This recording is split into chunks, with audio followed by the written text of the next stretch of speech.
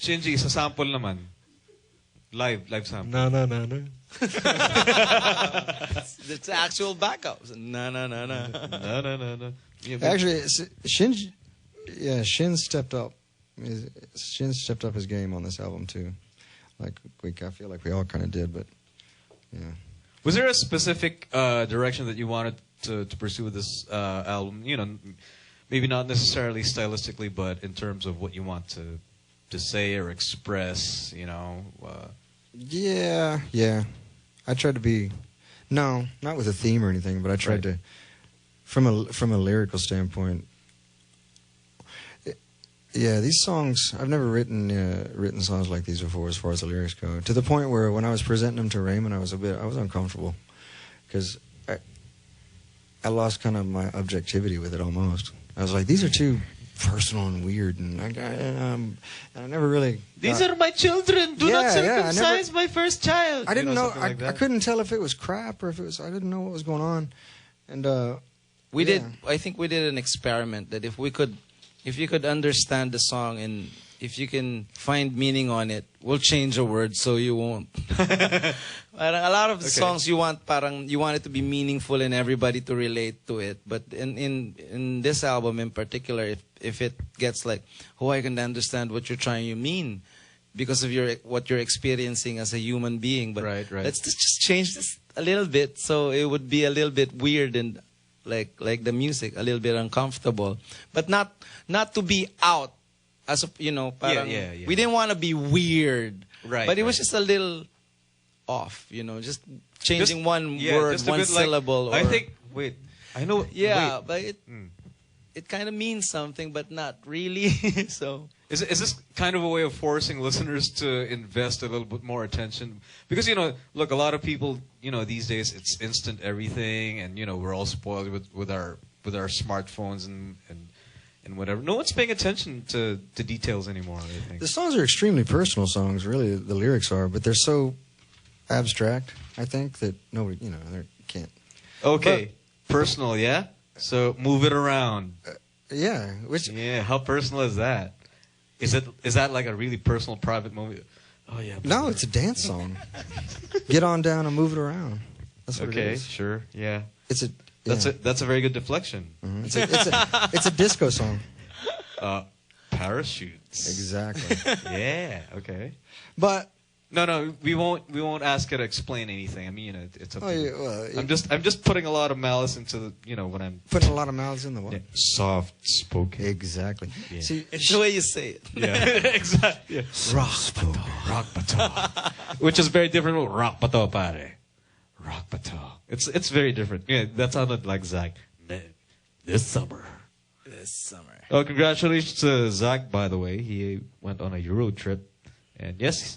Him and his wife went to Amsterdam. So typically, what?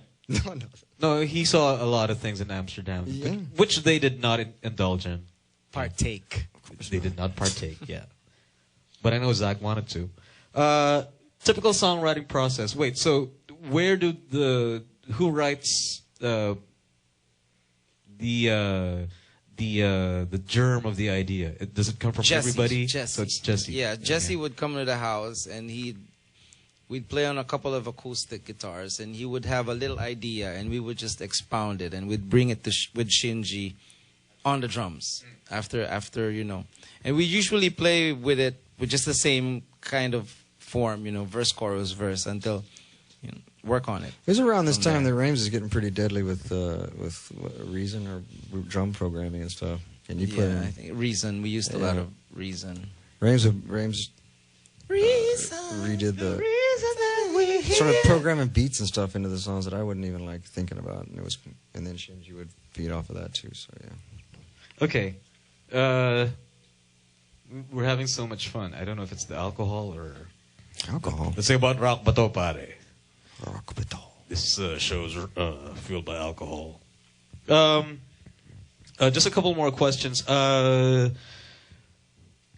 Is there, when you guys recorded the songs, do you pretty much stick to what you recorded, or when you play live, do you change things around a bit, unless a string breaks or whatever. It's pretty open because when we recorded, there's a lot of guitars, so Jesse has to figure out how to play that all together. And It's the Nirvana. It's the Nirvana method. I mean, there's a billion guitars on the album, and on the first album, probably even it sounds more stacked than this one to me, really. But we're just a 3-piece, man. Yeah. I don't really worry about it.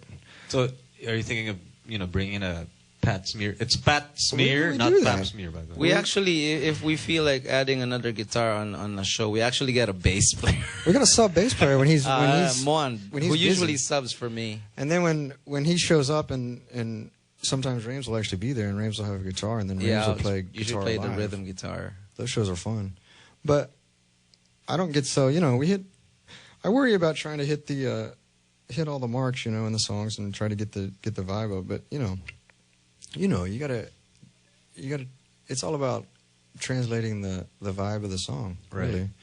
And it doesn't Yeah, matter not if- the parts. It's it doesn't more matter the if you vibe. have three guitars doing all these parts perfectly.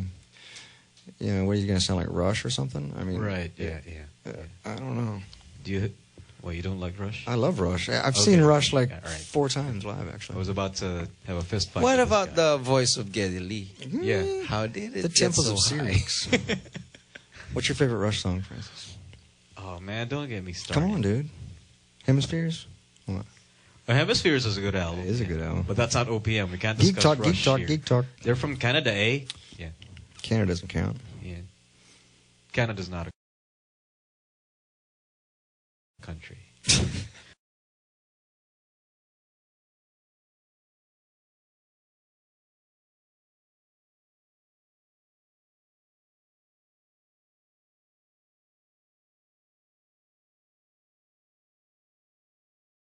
Okay. Oh my Canadian cousins will hate me now.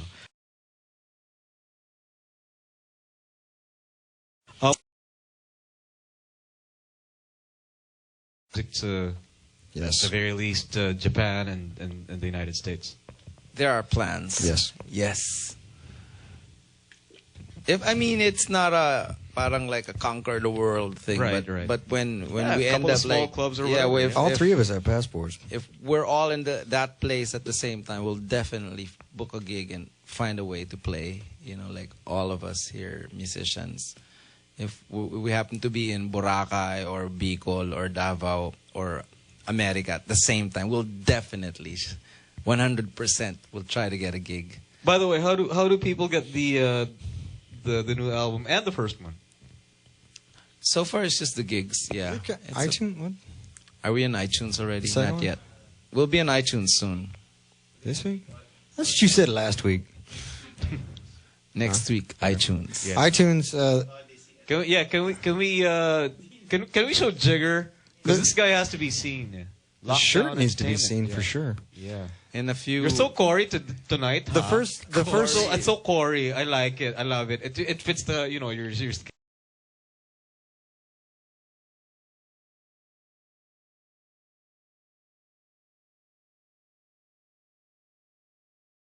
skin tone. I like it, Jigger. Yeah, what's up, Jigger? the first album's on iTunes. Okay. The second one, Sunday Kodama, is going to be. in Odyssey on and there. iTunes. There you go. In a How couple much of is it weeks. going for, by the way? So that when people go to the gigs, 200 pesos. 200 pesos. Magkano sa yen yun, yeah, pare? magkano sa yen? 400, no? 400 yen. 400 yen. It's more In expensive American in dollars, it's about 50 cents or less. 200 pesos? How 200 much is it? pesos? $50?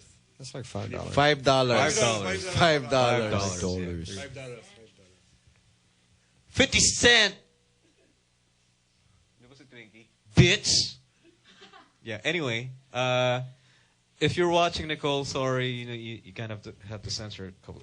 Anyway, just, dudes, just play your music, so. All right. What's the title?